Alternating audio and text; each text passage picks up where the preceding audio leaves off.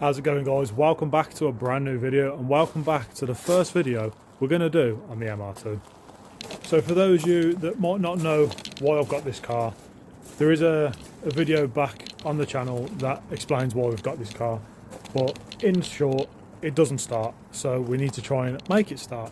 And the first thing that we're going to do is, I've been told that under this seat there is a control module, so I'm going to check to see if that's true, get that out, because as you can see on the window here, this is on the inside.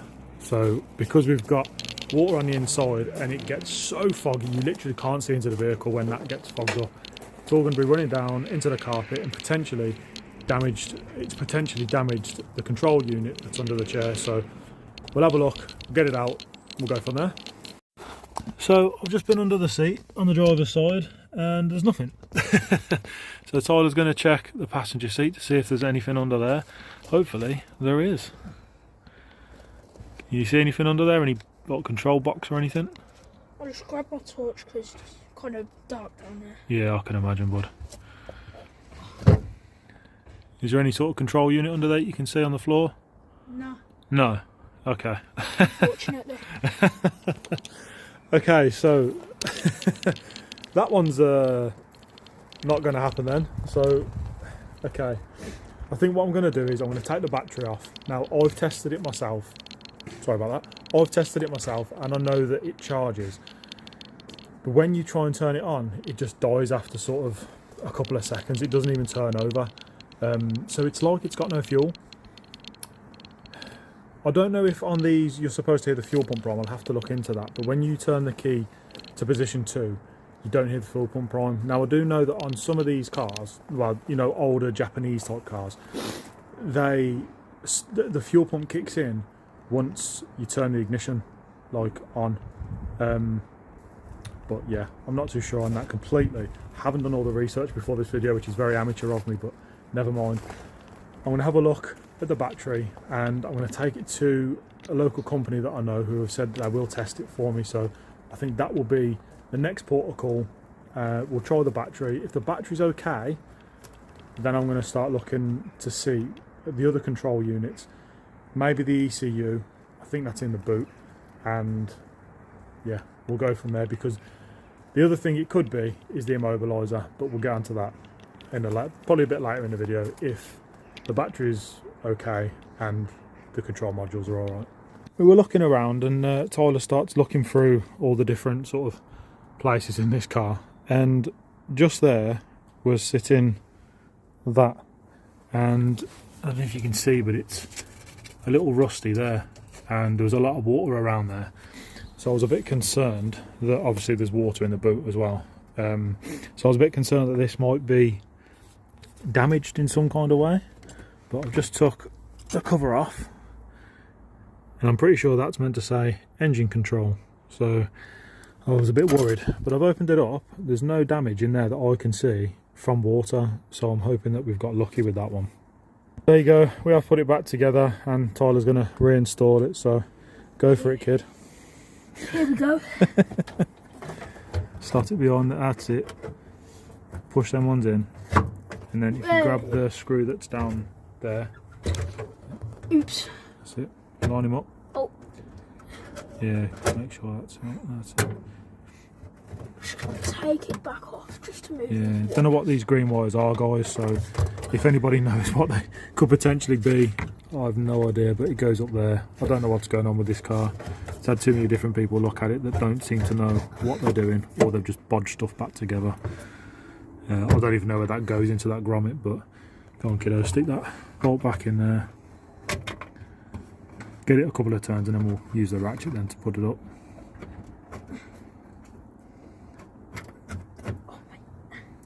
I ain't good at this.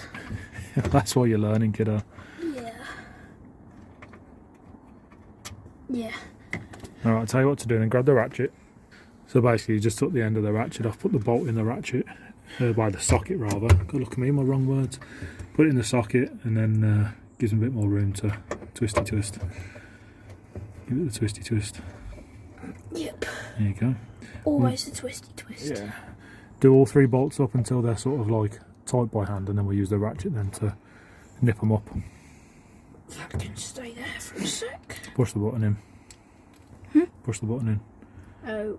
That's it. That locks it in then. Yeah, I'll definitely need to learn a lot of things. Oh no, we'll get there. That's on undo at the minute, but there you go, that's it. Doing it back up. So we're going to do them back up and then carry on the investigation.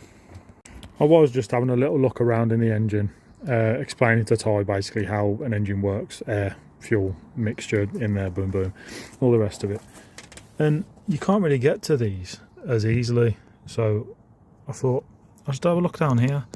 I'm not sure if you'll see, but there's oil down there, and there's not like a little bit, there's quite a bit in there. That was just a quick dab, so definitely need to try and see what's going on there. Maybe a gasket leak, or I'm not sure, but I'm pretty sure it's not going to be helping. Tyler actually managed to get this one out, and I've let it sit for a minute because it was absolutely caked. Look at all that. That's just drizzled off that. They don't look the best, do they?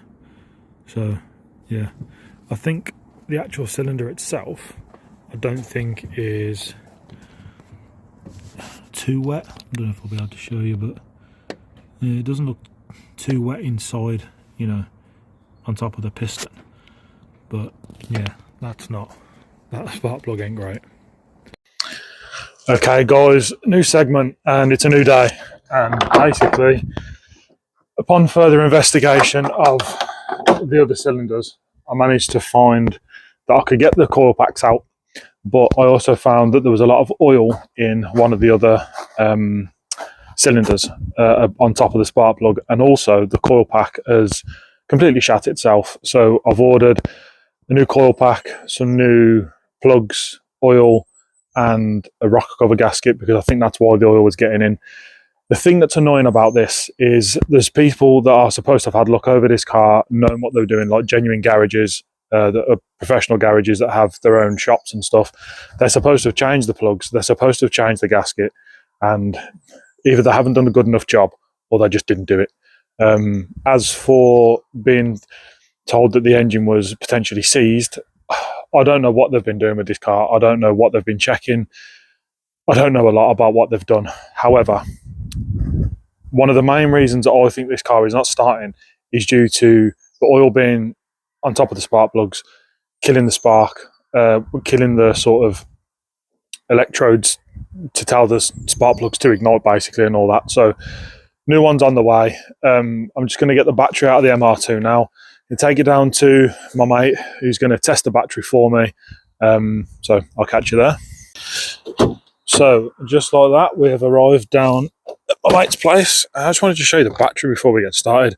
This is also supposed to have been something that had been replaced. It's not a bad battery, to be fair, but whether it's dead or not remains to be seen. So I'll leave these guys a link in the description, and I'll do some little footage of them while we're in there. So guys, as you can see, they do stock quite a wide range of products, from tools to cleaning stuff and stuff that you'll need for your car. So I'll leave the link in the description, check them out. And as you can see from that, guys, the battery is knackered.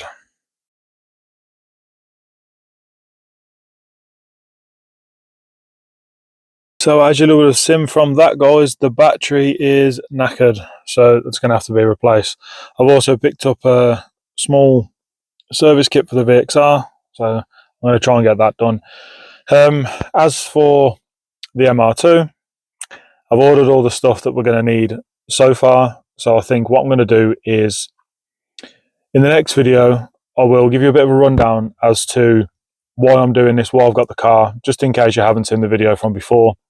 I'll put all the MR2 stuff in a separate playlist anyway, so you can all see it in a separate series on the channel. So the MR2 we will get there with it, but it's just honestly, I'll run through it next video as to what's wrong with it and all the stuff that I've found thus far, on top of what I was already told.